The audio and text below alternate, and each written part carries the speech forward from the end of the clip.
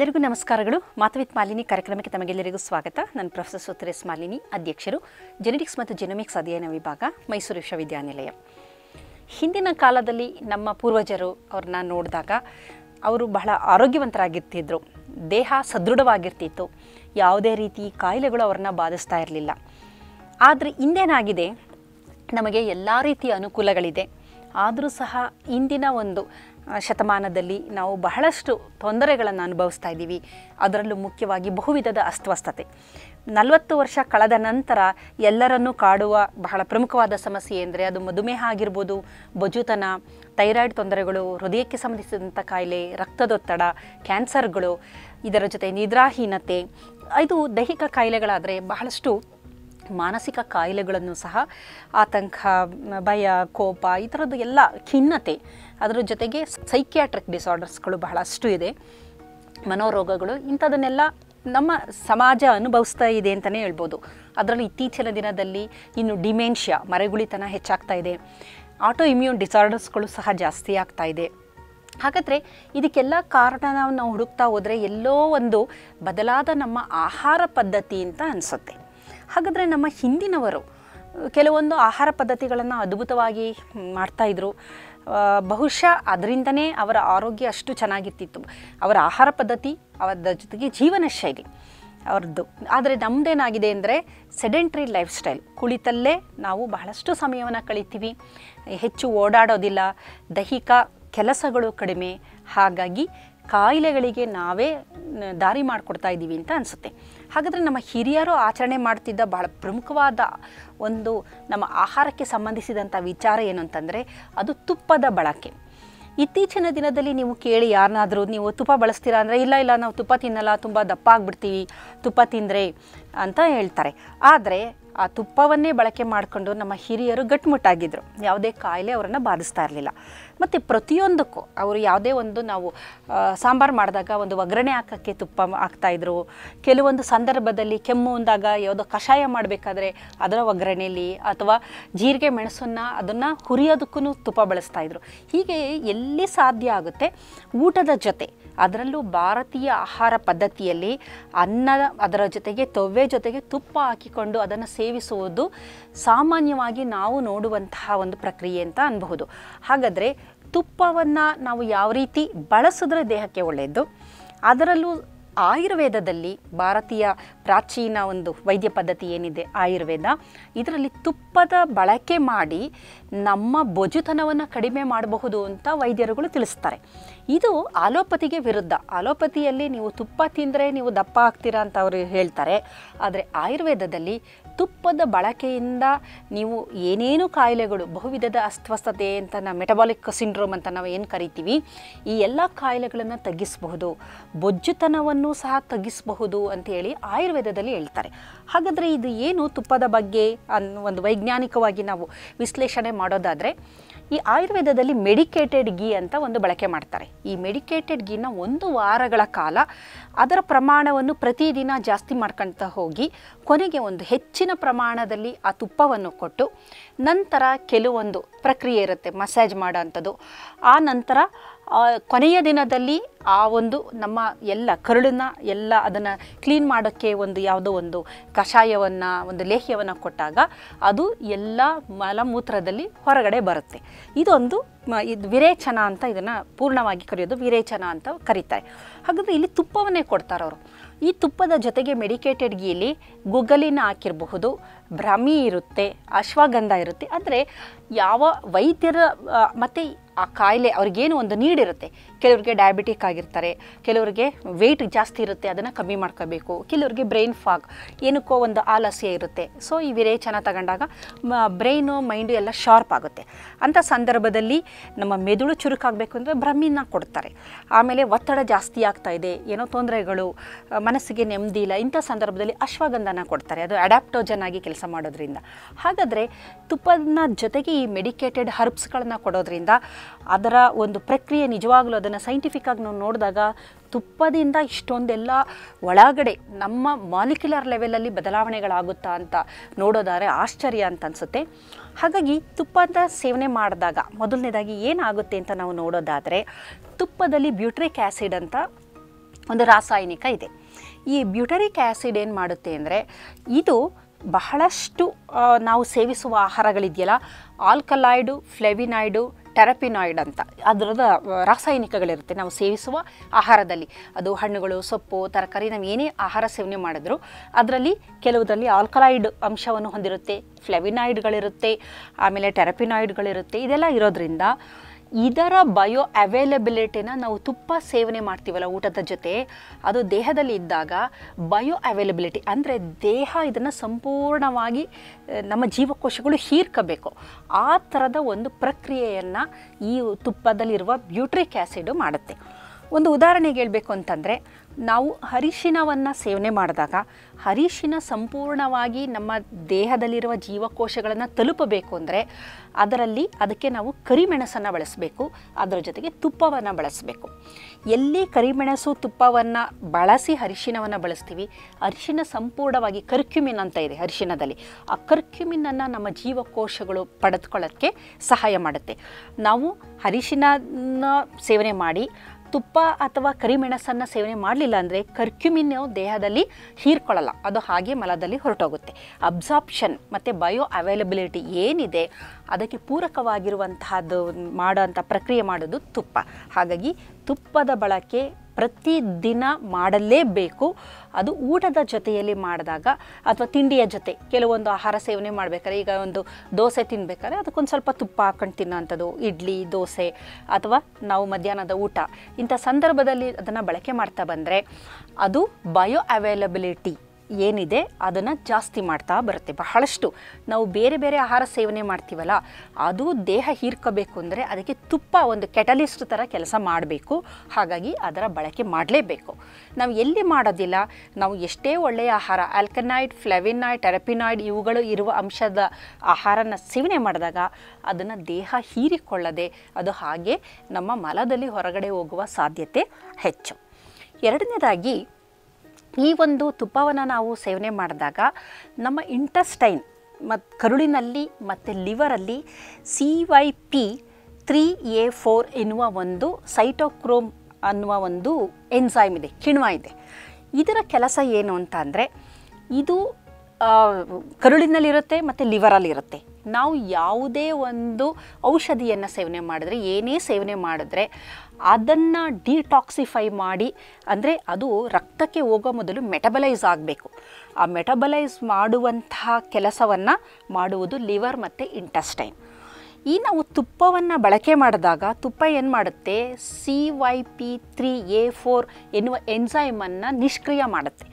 ನಿಷ್ಕ್ರಿಯ ಮಾಡಿದಾಗ ಕರ್ಕ್ಯುಮಿನ್, ಅರಿಶಿನದಲ್ಲಿರುವ ಕರ್ಕ್ಯುಮಿನು ದೇಹದಲ್ಲಿ ಹೆಚ್ಚು ಅದು ರಕ್ತಕ್ಕೆ ಹೋಗಿ ಅಲ್ಲಿ ಜೀವಕೋಶಗಳು ತೆಗೆದುಕೊಳ್ಳೋಕ್ಕೆ ಸಾಧ್ಯ.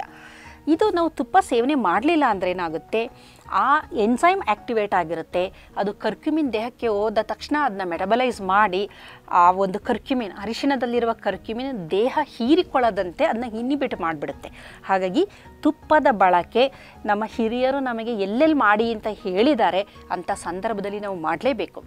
ಕಾರಣ, ಅವರೇನು ವಿಜ್ಞಾನಿಗಳಲ್ಲದೇ ಇದ್ದರೂ ಸಹ ಬೇಕಾದಷ್ಟು ಸಂಶೋಧನೆಗಳನ್ನು ದಿನನಿತ್ಯದ ಅವರ ಪ್ರಕ್ರಿಯೆಯಲ್ಲಿ ಬೇಕಾದಷ್ಟು ಈ ಥರದ ಅಬ್ಸರ್ವೇಷನ್ಗಳು ಮಾಡಿದರು.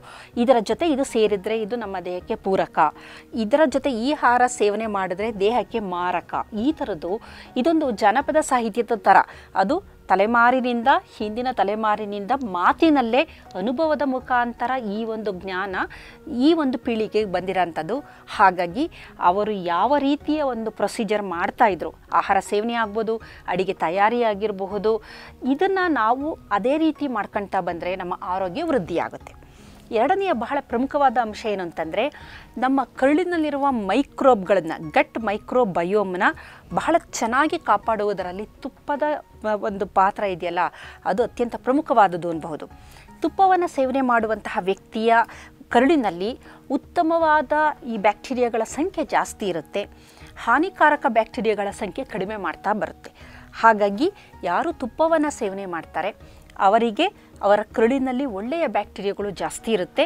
ಹಾಗಾಗಿ ಆ ಒಳ್ಳೆಯ ಬ್ಯಾಕ್ಟೀರಿಯಾಗಳು ಸೆರೋಟೋನಿನ್ ಹಾರ್ಮೋನನ್ನು ಬಿಡುಗಡೆ ಮಾಡೋದ್ರಿಂದ ಅದು ಬೇಕಾದಷ್ಟು ನಮ್ಮ ಮೆದುಳಿಗೆ ಸಂಬಂಧಿಸಿದಂತಹ, ಮನಸ್ಸಿಗೆ ಸಂಬಂಧಿಸಿದಂತಹ ತೊಂದರೆಗಳ ನಿವಾರಣೆಗೆ ಈ ಸೆರೋಟೋನಿನ್ ಹಾರ್ಮೋನು ಬಹಳ ಪ್ರಮುಖವಾದುದು ಅಂತ ಹೇಳಬಹುದು. ಹಾಗಾಗಿ ತುಪ್ಪದ ಸೇವನೆಯಿಂದನೂ ಸಹ ನಮ್ಮ ಒಂದು ಮಾನಸಿಕ ಕಾಯಿಲೆಗಳಿರುತ್ತಲ್ಲ ಅದು ಸಹ ಕಡಿಮೆ ಆಗ್ತಾ ಬರುತ್ತೆ. ಕಾರಣ ಸೆರೋಟೋನಿನ್ ಹೆಚ್ಚಿನ ಪ್ರಮಾಣದಲ್ಲಿ ಬಿಡುಗಡೆಯಾಗೋದು. ತುಪ್ಪವನ್ನು ಸೇವನೆ ಮಾಡೋದ್ರಿಂದ ಇದು ಒಂದು ಪಾತ್ವೆ ಇದೆ, ಆ್ಯಂಟಿ ಆಕ್ಸಿಡೆಂಟ್ ಪಾತ್ವೆ ಅಂತೇಳಿ. NF-R2 ಅನ್ನುವ ಒಂದು ಟ್ರಾನ್ಸ್ಕ್ರಿಪ್ಷನ್ ಫ್ಯಾಕ್ಟರ್ ಅದನ್ನು ಆ್ಯಕ್ಟಿವೇಟ್ ಮಾಡ್ತಾ ಬರುತ್ತೆ. ಯಾವಾಗ ನಾವು ಪ್ರತಿದಿನ ತುಪ್ಪವನ್ನು ಅಂದರೆ ನಿಗದಿತ ಪ್ರಮಾಣದಲ್ಲಿ 1 ಟೀ ಸ್ಪೂನ್ ತುಪ್ಪವನ್ನು ಸೇವನೆ ಮಾಡಬಹುದು. ಇದನ್ನು ಮಾಡ್ತಾ ಬರ್ತೀವಿ. ಈ ಒಂದು ಪಾತ್ವೆ ಆ್ಯಕ್ಟಿವೇಟ್ ಆಗೋದ್ರಿಂದ ದೇಹದಲ್ಲಿ ಬಿಡುಗಡೆಯಾಗುವ ವಿಷಗಳನ್ನು ನಿರ್ವಿಷಯುಕ್ತ ಮಾಡೋ ಅಂಥದ್ದು. ಇದರದ್ದು ಬಹಳ ಪ್ರಮುಖವಾದ ಕೆಲಸ ಅಂದರೆ ಒಂದು ಮೆಟಬಾಲಿಸಮ್ ಚೆನ್ನಾಗಿ ಮಾಡುತ್ತೆ, ಜೀರ್ಣಕ್ರಿಯೆ ಮಾಡುತ್ತೆ ಮತ್ತು ನಿರ್ವಿಷಯುಕ್ತ ಮಾಡುವಂತಹದ್ದು. ದೇಹದಲ್ಲಿ ಯಾವ ಕೆಲವೊಂದು ರಾಸಾಯನಿಕಗಳು ಬಿಡುಗಡೆಯಾಗುತ್ತೆ. ಅದರಲ್ಲಿ ಫ್ರೀ ರ್ಯಾಡಿಕಲ್ಸ್ ಅಂತ ಕರಿತೀವಿ. ಆಕ್ಸಿಜನ್ ರ್ಯಾಡಿಕಲ್ ಆಗಿರ್ಬೋದು, ನೈಟ್ರೋಜನ್ ಮಾಲಿಕ್ಯೂಲ್ ಆಗಿರ್ಬೋದು, ಇದನ್ನೆಲ್ಲ ನಿಷ್ಕ್ರಿಯಗೊಳಿಸಬೇಕು, ನಿರ್ವಿಷಯುಕ್ತ ಮಾಡಬೇಕು. ಇದನ್ನು ಮಾಡುವಂತಹ ಕೆಲಸವನ್ನು ತುಪ್ಪ ಮಾಡ್ತಾ ಬರುತ್ತೆ.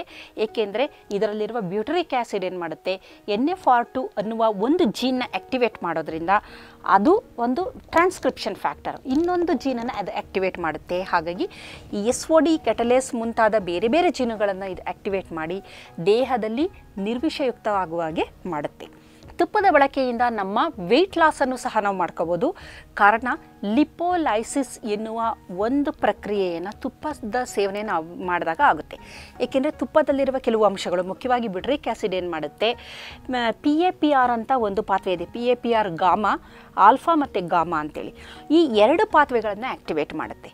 ಇದನ್ನು ಆ್ಯಕ್ಟಿವೇಟ್ ಮಾಡಿದಾಗ ಇನ್ಸುಲಿನ್ ಸೆನ್ಸಿಟಿವಿಟಿ ಜಾಸ್ತಿ ಆಗುತ್ತೆ. ಹಾಗಾಗಿ ತುಪ್ಪದ ಸೇವನೆ ಮೊದಲಿಂದನೂ ಮಾಡ್ಕೊಂಡು ಬಂದಿರೋರಿಗೆ ಈ ಮಧುಮೇಹ ಬರೋದು ಸ್ವಲ್ಪ ಕಡಿಮೆ ಅಂತಲೇ ಹೇಳ್ತಾರೆ.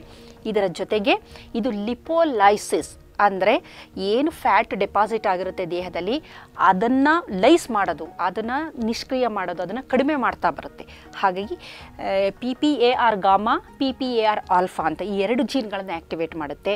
ಹಾಗಾಗಿ ತುಪ್ಪದ ಸೇವನೆ ಬಹಳ ಒಂದು ತಪ್ಪು ಕಲ್ಪನೆ ಅದು.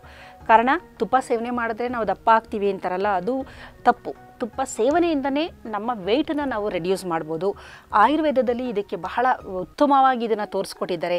ತುಪ್ಪ ಸೇವನೆಯಿಂದನೇ 4 ರಿಂದ 5 ಈ ವಿರೇಚನ ಕ್ರಿಯೆ ಮಾಡಿದಾಗ 4 ರಿಂದ 5 kg ವೆಯ್ಟ್ ಕಮ್ಮಿ ಆಗುವುದು ಬಹಳಷ್ಟು ಸಂಶೋಧನೆಗಳಿಂದ ಅದನ್ನು ಪ್ರೂವ್ ಮಾಡಿದ್ದಾರೆ. ಹಾಗಾಗಿ ಇದು ಲೈಪೋಲೈಸಿಸ್ ಎನ್ನುವ ಒಂದು ಪ್ರಕ್ರಿಯೆಯನ್ನು ಆ್ಯಕ್ಟಿವೇಟ್ ಮಾಡುತ್ತೆ. ಇದರ ಜೊತೆಯಲ್ಲಿ ತುಪ್ಪವನ್ನು ಸೇವನೆ ಮಾಡಿದಾಗ ನಮ್ಮ ಮೈಟೊಕಾಂಡ್ರಿಯಾ, ದೇಹದಲ್ಲಿ ಒಂದು ಮೈಟೊಕಾಂಡ್ರಿಯಾ ಅನ್ನುವ ಒಂದು ಸೆಲ್ ಆರ್ಗನಲ್ಲಿದೆ. ಅದರ ಪ್ರಮುಖ ಕೆಲಸ ಶಕ್ತಿಯನ್ನು ಬಿಡುಗಡೆ ಮಾಡುವಂತಹದ್ದು. ಈ ಮೈಟೊಕಾಂಡ್ರಿಯಾ ಯಾವಾಗಲೂ ಅದು ಸತತವಾಗಿ ಶಕ್ತಿ ಬಿಡುಗಡೆ ಮಾಡೋದ್ರಿಂದ ಎಲ್ಲೋ ಒಂದು ಕಡೆ ಅದು ಒಂದು ಅನಾರೋಗ್ಯಕರ ಆಗ್ತಾ ಬಂದಿರುತ್ತೆ. ಹಾಗಾಗಿ ಅದನ್ನು ಪುನಃ ಅದಕ್ಕೆ ಆರೋಗ್ಯ ನೀಡುವಂಥದ್ದು, ಈ ಮೈಟೊಕಾಂಡ್ರಿಯನ ರಿಜಿವಿನೇಟ್ ಮಾಡುವಂತಹ ಕೆಲಸವನ್ನು ತುಪ್ಪ ಮಾಡೋದ್ರಿಂದ ತುಪ್ಪದ ಸೇವನೆಯಿಂದ ನಮ್ಮ ಮೂಲ ಶಕ್ತಿ ಏನಿರುತ್ತೆ ಅದು ವೃದ್ಧಿಯಾಗ್ತಾ ಬರುತ್ತೆ. ಸದಾಕಾಲ ಚಟುವಟಿಕೆಯಿಂದ ಇರಬಹುದು, ಎನರ್ಜಿ ಲೆವೆಲ್ ಹೈ ಇರುತ್ತೆ. ಮತ್ತು ಇದೊಂಥರ ಫ್ಲೇಮ್ ಥರ, ಇದೊಂದು ನಮಗೆ ಶಕ್ತಿಯ ಒಂದು ಆಕಾರ ಅಂತ ಹೇಳ್ಬೋದು. ಹಾಗಾಗಿ ನಮ್ಮ ಮೈಟೊಕಾಂಡ್ರಿಯದ ಆರೋಗ್ಯವನ್ನು ನಾವು ನೋಡೋದಾದರೆ ತುಪ್ಪದ ಸೇವನೆಯಿಂದ ಮೈಟೊಕಾಂಡ್ರಿಯದ ಆರೋಗ್ಯವನ್ನು ನಾವು ಅತ್ಯುತ್ತಮವಾಗಿ ಕಾಪಾಡ್ಕೊಳ್ತಾ ಬರಬಹುದು.